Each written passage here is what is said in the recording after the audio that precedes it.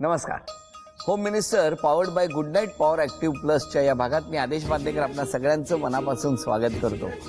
अर्जुन निवास सोसायटी कांदिवली पश्चिम इथे राहणाऱ्या सुवर्णा नील धारवे या बहिणींना आज आपण भेटणार आहोत, त्यांना बोलतं करणार आहोत. बरंच काही त्यांच्याकडनं आपण शोधण्याचा प्रयत्न करणार आहोत. बऱ्याच गोष्टी लपवून ठेवल्या आहेत दोघांनी. नेमक्या कुठल्या गोष्टी लपवल्या आहेत त्या आता बघूया. सुरुवात करूया आजच्या गप्पांना, पण त्याआधी नमस्कार. नमस्कार सर. नमस्कार.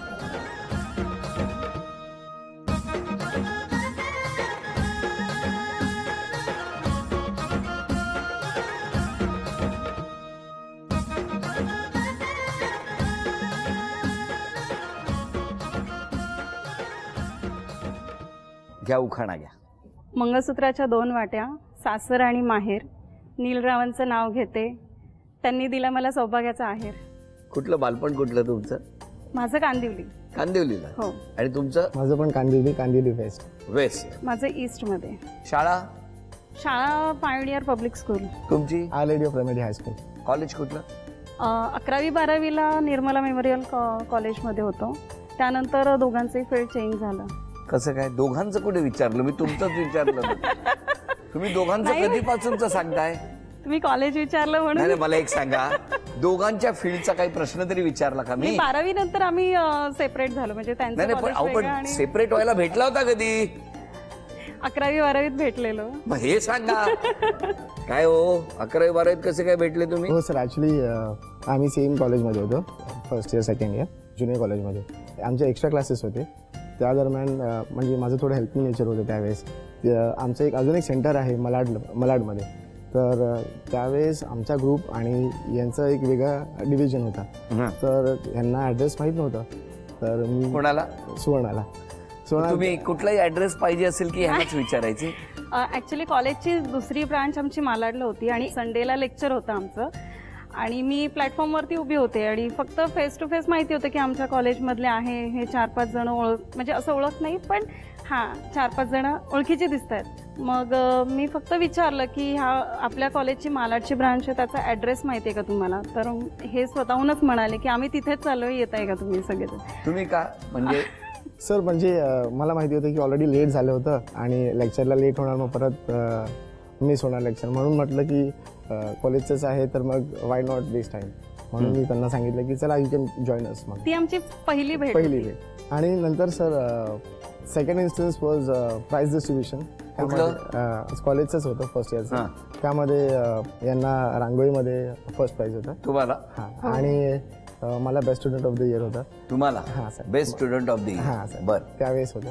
आणि सेकंड इयरमध्ये we were good friends among अस. कसे झाले फ्रेंड? ॲक्च्युली ना, जेव्हा प्राइज डिस्ट्रीब्युशन होतं ना, त्यावेळी पुन्हा आमची भेट झाली आणि मला माहीत नव्हतं की ह्यांना प्राइज आहे म्हणून हे इथे आलेत.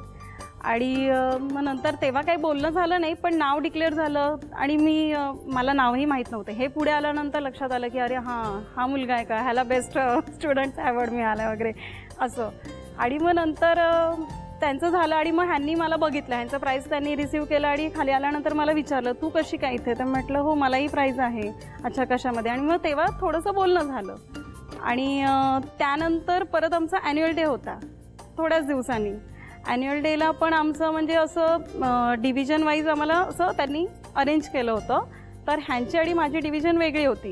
तर आम्ही बसताना पण कोइन्सिडेंटली असं झालं की ह्या बाजूला आणि मी इथे. काय हो, कसं ते अरेंज केलं तुम्ही? Sir actually I don't know, पण मे बी कोइन्सिडन्स. त्यानंतर पण खूप अशी कोइन्सिडन्स झाली. मला वाटत नाही पण की तो कोइन्सिडन्स असू शकतं का. हो ना, मलाही तसंच वाटतं. असा कोइन्सिडन्स कसा असेल? सर मला खरंच नाही माहिती सर. आणि त्यानंतर मग 12चा रिझल्ट लागला, त्यावेळी दोघांची भेट तर झालीच नाही. दोघांचेही मार्ग वेगळे झाले आणि मी नर्सिंगचं कोर्स करण्यासाठी म्हणजे पुण्याला गेले. 4-5 वर्षानंतर मी सहज माझं हॉस्टेलमध्ये लॉकर क्लीन करताना एक माझी डायरी सापडली आणि त्या डायरीमध्ये ठराविक लोकांचे नंबर लिहिलेले. त्यात कॉलेजमधल्या एका माझ्या फ्रेंडचा होता नंबर आणि ह्यांचा एक नंबर होता. मग मी नंबर डायल केला, त्यांना फोन लावला त्यावेळी आणि सहजच विचारायला की काय चाललंय, म्हणजे आता सध्या काय करतायत वगैरे. 5 वर्षांनी?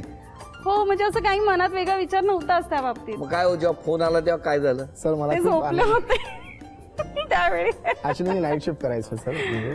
So I was really happy की एक फ्रेंड आफ्टर सो लॉंग त्यांनी फोन केला, मला खूप आनंद झाला. Then we were in touch, text message वगैरे आम्ही बोलायचो वगैरे, कधी काही विकेंडला किंवा काही फोन वगैरे करायचो. तशी फ्रेंडशिप थोडी थोडी आमची म्हणजे ग्रो वाढायला लागली. आणि मग we were like we use to share our things. काही हेल्प लागलं, तिला काही हेल्प लागलं तर मी तिला हेल्प करायचो. मला काही लागली हेल्प मेडिकल रिलेटेड तर मी तिला तिच्याकडनं गायडन्स घ्यायचो. फक्त या महाराष्ट्रात एकमेव होत्या ज्यांच्याकडे मेडिकलची हेल्प मिळायची. So that is one of the reason. म्हणजे यु नो की मला काय माहित नाही, उगा तुम्ही युनो करून मला घेऊ नका मध्ये. त्यानेच आमची फ्रेंडशिप थोडी वाढली. पण तुम्हाला अंदाज आला की भविष्यात असं नाही, काही कधीच नाही. कारण आम्ही म्हणजे जेव्हा कॉन्टॅक्टमध्ये आलो त्यानंतर सुद्धा आम्ही 5 वर्ष म्हणजे 5-6 वर्ष आम्ही बोलतच होतो. म्हणजे असं नाही की 15-20 दिवसांनी वगैरे फक्त बोलत नव्हता, मग नाही. भेटतही होता ना? नाही भेटणं पण नाही, कारण मी पुण्याला होते 8 वर्ष ते येऊन गेले पुण्याला आणि चेहऱ्यावर दिसतंय तुमच्या. ते आले होते तेही मला माहित नाही नव्हतं. थांबा, आता विचारूया का हो पुण्याला गेले होते? मी 1-2 वेळेस गेलो होतो. काय शनिवार वाडा बघायला गेला होता? दगडूशेठ हलवायचे. अच्छा, दगडूशेठ गणपतीच्या दर्शनाला गेलो होतो. हा, मग आणि मग म्हटलं आता इथे आलोय आणि आमची एक फ्रेंड पण आहे. सो दगडूशेठ गणपतीच्या दर्शनाला हा सर. काही गणेशोत्सव नसताना हा सर. अचानक जावंसं वाटलं तुम्हाला? नाही, ऍक्च्युली मला जायचं होतंच, पण मला फॉर सम रिझन मला नाही जाता आलं. बरोबर. पण मी प्लॅन करून जाणार एवढं नक्की होतं. आणि आमची म्हणजे फायनली ह्याच्यावरून पॅचअप झालं की हे मला प्रपोज करण्यासाठी खास आले होते पुण्याला. त्याच्या आधी एकदा पुण्यात भेट झाली होती. ती कशी काय? ते आले होते ना मंदिरात त्याच दरम्यान. मग तेव्हा आम्ही 1 मिनिट, आता आधी दगडूशेठ. हा, तेच मंदिरानंतर मग आम्ही भेटलो होतो. हा, बरं. ती पहिली भेट झाली पुण्यातली. आणि नंतर मग ते जेव्हा सेकंड टाइम आले पुण्याला, त्याच्या दुसऱ्या दिवशी आमची फायनल एक्झाम होती प्रॅक्टिकलची. आणि पूर्ण दिवस आम्हाला कॉलेजमध्येच सांगितलेलं की स्टडी करायचं म्हणून. मग पूर्ण दिवस कॉलेजमध्ये म्हणजे 4-5 वाजेपर्यंत कॉलेज होतं. आणि ह्यांचं 8:30 वाजता रात्री मला फोन आला की काय करतेस म्हणून. तर म्हटलं काही नाही, उद्या आमची फायनल एक्झाम आहे आणि म्हणजे एक्झामिनर कसे येणार आहेत वगैरे हे फक्त त्यांच्याशी बोलणं झालं. असं काही ठरलं नव्हतं की कशासाठी येतील वगैरे, हे काहीच लक्षात पण नाही आलं माझ्या. त्यानंतर ते म्हणाले की मी पुण्यात आलो आहे आणि तुझ्या हॉस्टेलच्या जवळच आहे, 5 मिनिटं अंतरावरती आहे, तर येतेस का? त्यावेळी आम्ही आमच्या इथल्याच कॅफेमध्ये गेलो. जनरली बोलतो तसं गप्पा मारत होतो. आणि मग ह्यांनी एक गिफ्ट आणलं होतं आणि 2 रोजेस आणलेले. ते एक येलो रोज होता आणि एक रेड रोज होतं. तर पुढे 2 रोजेस केले आणि म्हणाले ह्यातलं एक सिलेक्ट कर. कशासाठी, काय म्हणजे काय असं, म्हणजे काही ओकेशन नाही, काय नाही, कशासाठी रोजेस आणलेत? त्यानंतर मी येलो रोज सिलेक्ट केला. तर ते म्हणाले की येलो का घेतला? म्हटलं आपली छान फ्रेंडशिप आहे ना म्हणून मी येलो घेतला. मग हा दुसराही ठेव असं म्हणाले. तर म्हटलं दुसरा नको, एक बस झाला. मग तेव्हा त्यांनी प्रपोज केलं की प्रपोज केल्यानंतर मग तो दुसरा रोज दिला त्यांनी मला. पण मला सांगा, होकार कधी मिळाला? 7-7-13 अशी डेट. 7-7-13 ही तिने फायनल म्हणजे तिने डिसाईड केली होती. अँड आयुष्यभर 7-7 राहू दे. 13 म्हणजे हिंदीमध्ये 13 म्हणजे तुझी असं. त्यावेळी असं. बरं. पण मला सांगा, फायनली मग लग्न कधी झालं? 24 डिसेंबर 2016. पण तेव्हा घरच्यांना कळलं होतं? हा, घरच्या दोन्ही कुटुंबाची संमती मिळाली. पण आता सगळं छान आहे. हो सर. सगळा प्रवास सुखाचा चाललेला आहे, आनंदाचा आहे. लग्नाला किती वर्ष झाली आता? आता 2 वर्ष 4 महिने. वा, 7-7-13 काय तारीख आहे बघा, ज्या दिवशी एकमेकांना प्रपोज केलं. असेच आनंदात राहा, अशाच गप्पा मारूया. आता पहिल्या खेळात किती बक्षीस मिळणार तेही बघूया. या खेळामध्ये दोघांनाही 10-10 संधी मिळणार. अलीकडे म्हणजे ही जी पांढरी पट्टी आहे त्याच्या अलीकडून एक चेंडू आहे दिलेला, तो टाकायचा आहे आणि तो जाऊन त्या कपमध्ये थांबला पाहिजे. 3, 5, 7 आणि 10 ही गुणसंख्या आणि 4 बक्षिसं. बघूया काय होणार. 10 संधी तुमच्यासाठी, 10 संधी तुमच्यासाठी. पहिली 10 संधी.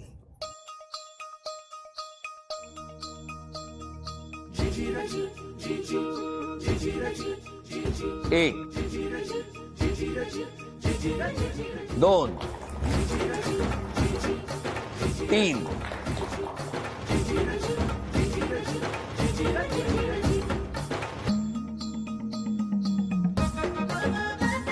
आतापर्यंत 3 ही गुणसंख्या आहे.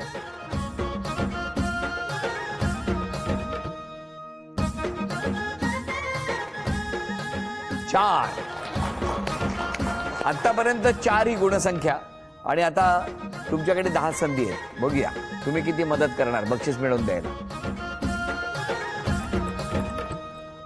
5 6 7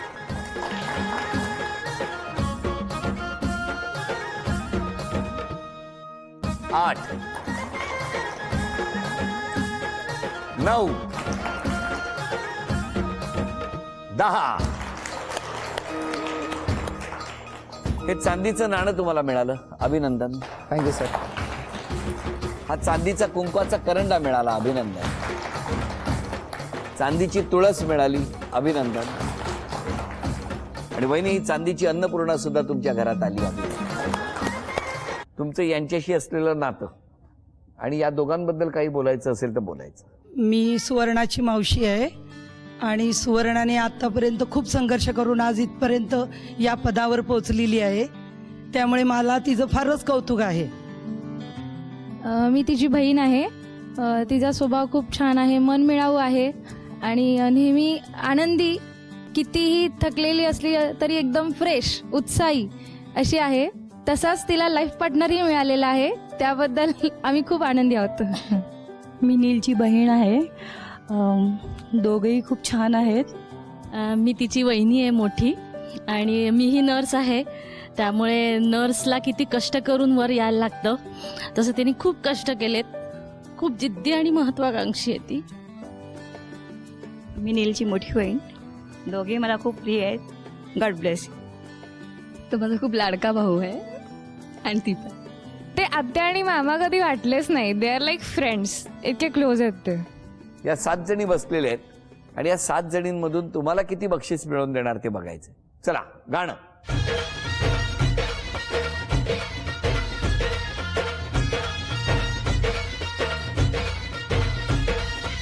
पोर जमली येशीवरती, चर्चा बोरिंग झाली. चल र भावड्या पार केला मग पारावर. खूप पायपीट करून त्रेधा तिरपीट उडाली. हे वाक्य एकही क्षण न थांबता 10 वेळा म्हणायचं मोठ्याने. खूप पायपीट करून त्रिदा तिरपट उडाली. खूप पायपीट करून त्रिदा तिरपट उडाली. खूप पायपीट करून त्रिदा तिरपीट उडाली.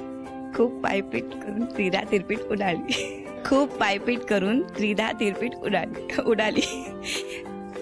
बर, काही हरकत नाही. पुढच्या कोणाला तरी बक्षीस मिळवून द्यायची संधी मिळते का बघूया. म्युझिक. तपरी मागर रिचली क्वार्टर, भावड्याला मग बसला स्टार्टर. चल र पिंट्या मिटवू आपल्या डिस्को डान्सिंग खाजेला. डॉल्बी वाहल्या बोलाव माझ्या. 5 थरांचा डॉमिनोजचा मनोरा रचायचा आहे. तुमची वेळ सुरू होते आता. 1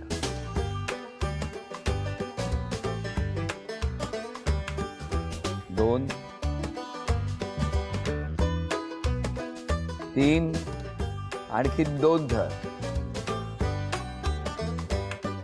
4 पडू देऊ नका, पडलं तर बक्षीस जाणार.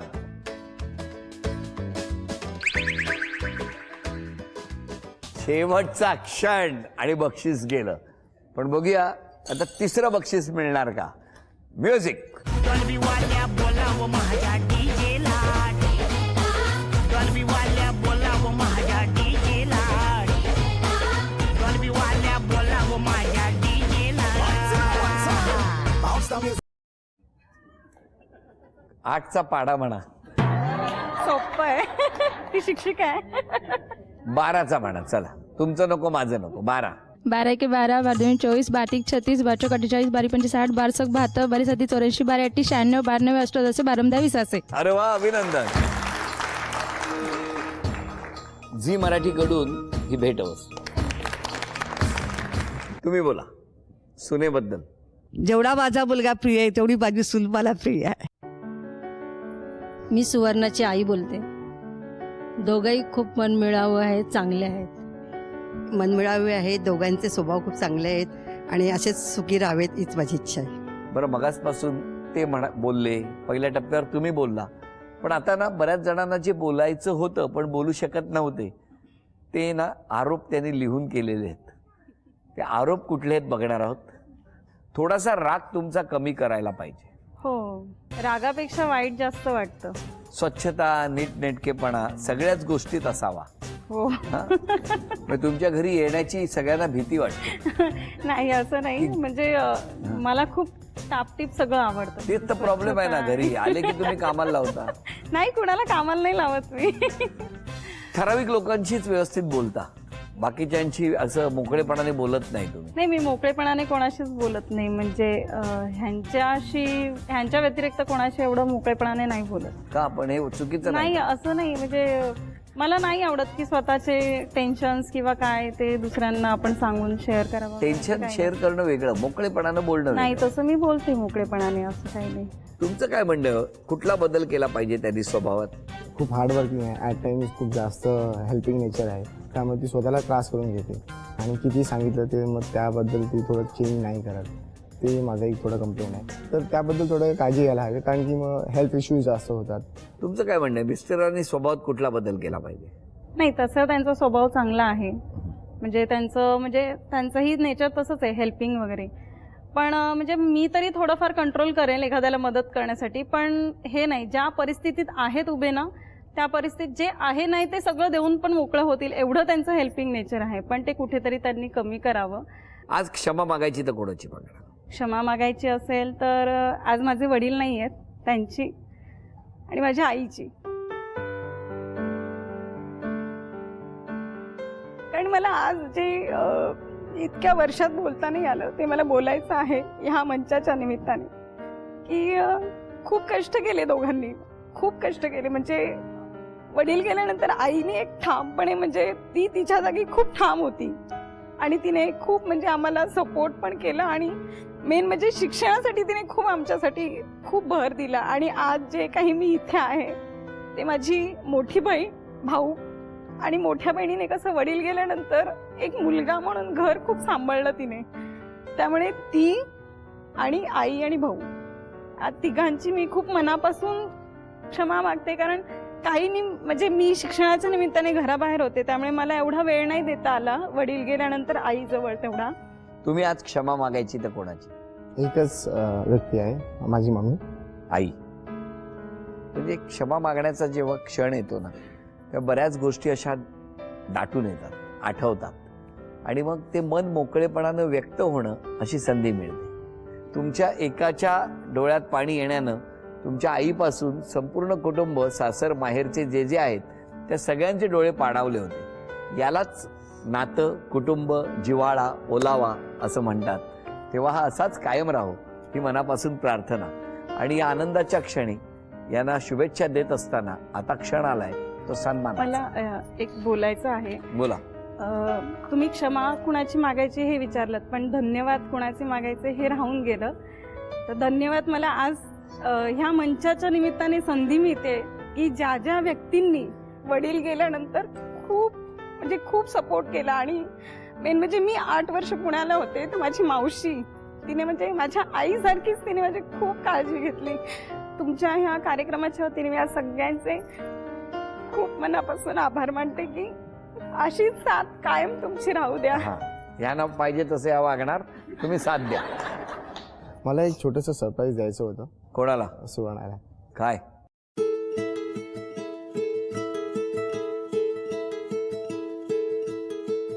छान. असं काय काय लक्षात ठेवलंय तो?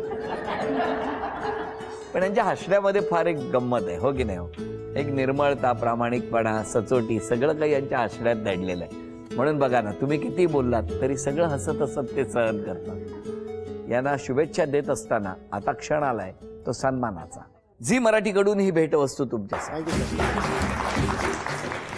आणि वहिनींना तथास्तु पुणे यांच्याकडून मिळते आहे पैठणी. अभिनंदन.